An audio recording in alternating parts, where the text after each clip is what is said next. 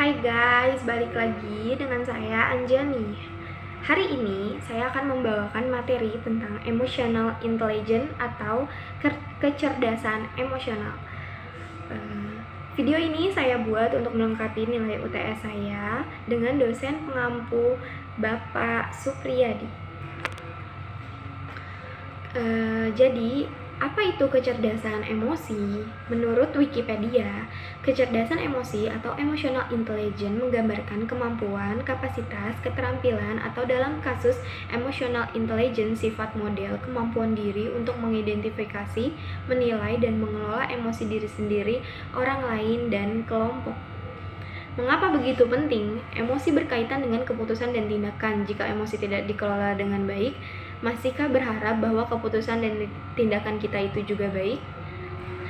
Dari berbagai literatur, saya menemukan ada 5 dasar kecerdasan emosional. Kelima dasar itu adalah mengetahui perasaan Anda dan menggunakan untuk membuat keputusan dalam hidup.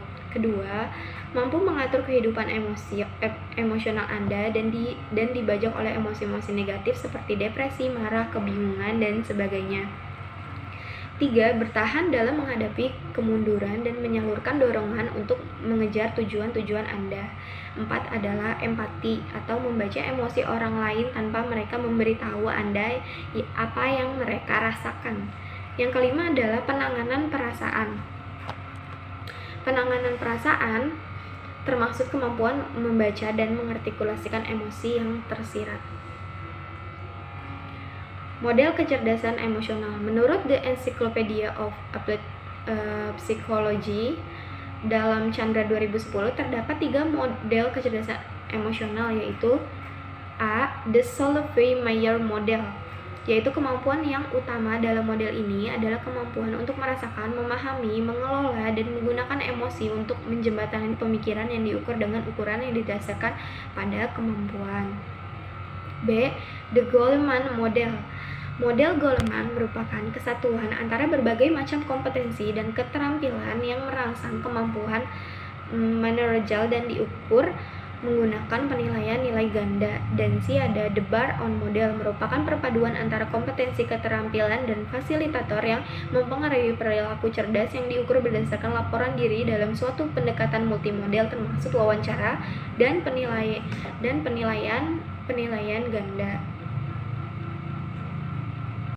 Nah, kalau kecerdasan emosional menurut saya sendiri adalah kecerdasan emosional dalam bahasa Inggris atau emotional quotient, disingkat EQ, adalah kemampuan seseorang untuk menerima, menilai, mengelola, serta mengontrol emosi dirinya dan orang lain di sekitarnya. Dalam hal ini, emosi mengacu pada perasaan terhadap informasi atau suatu hubungan.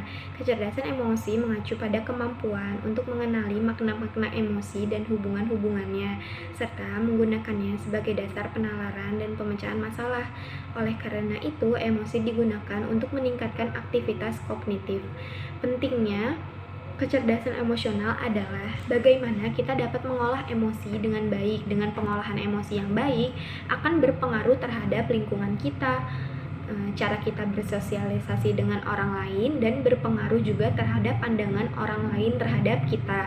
Jadi menurut saya, kecerdasan emosional itu sangat penting karena kita harus tahu tempat, di mana, dan kapan juga dengan siapa kita akan melakukan interaksi emosional. Menurut pengalaman pribadi saya, orang yang emosional itu jarang disukai oleh orang lain.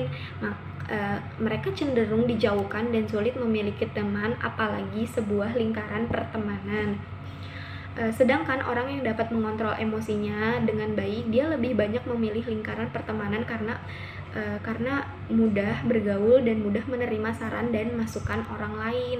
Di lingkungan pekerjaan, orang yang memiliki kecerdasan emosional yang baik juga cenderung memiliki kualitas kerja yang bagus dan dapat diandalkan. Itu sebabnya menurut saya, kecerdasan emosional itu memang sangat penting dibandingkan skill sendiri. Menurut penelitian pengaruh kecerdasan emosional mahasiswa terhadap hasil belajar mata kuliah statistik dasar di Sekolah Tinggi Keguruan dan Ilmu Pendidikan Pancasakti. Dalam pendidikan kita mengenal dua macam faktor yang mempengaruhi siswa dan berperan besar terhadap prestasi belajar siswa dalam pembelajarannya, yaitu faktor eksternal, yaitu faktor yang berasal dari luar siswa, yaitu seperti lingkungan keluarga, sekolah, dan sosial.